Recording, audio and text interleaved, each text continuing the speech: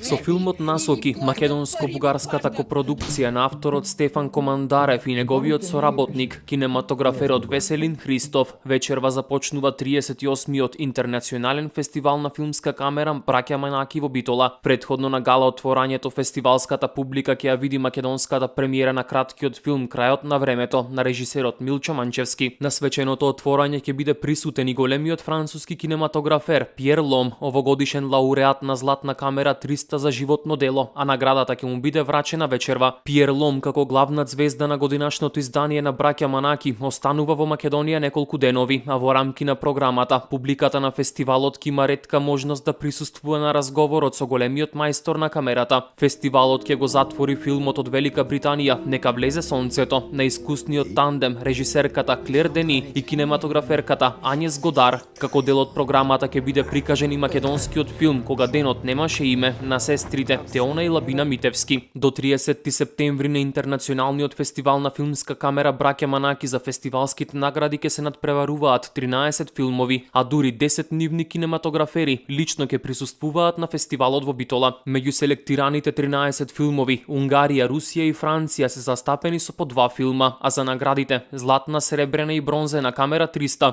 ќе се надпреваруваат и кинематографери од Полска, Германија, Велика Британија, Јужна Кореја. Годинашен добитник на специјалната камера 300 за особен придонес во светската филмска уметност е македонскиот и светски режисер и сценарист Милчо Манчевски. Тој на фестивалот Браќа Манаки ќе одржи мастер класа, а наградата свечено ќе му биде врачена на затворањето на фестивалот на 30 септември. Во документарната програма, публиката на фестивалот ќе има прилика да види 7 филмови од најновата светска продукција. Земји во фокусот годинава се Данска и Австрија и нивните кинематографии ќе бидат представени на фестивалот со избор од најновата филмска продукција. Програмата Мак Point секоја година има своја верна публика од авторите од Македонија, но од година на година се повеќе гости на фестивалот и од странство се заинтересирани да ја проследат, за да добијат слика што се продуцира во филмската уметност кај нас. Продолжува програмата Перспективи на европскиот филм, која на фестивалот му носи поглед во она што е ново и интересно во европската кинематографија, а селектор на оваа програма е Владимир Ангелов и годинава ќе продолжи традицијата на студентската програма, која ќе овозможи поглед во делата на идните филмаџи и од регионот, а во Битола ќе бидат присутни студенти од 14 филмски академии во регионот. Годинашното фестивалско мото ја слави светлината, филмската уметност и градот Битола и гласи: Доприја светлината, почувствуваја Битола.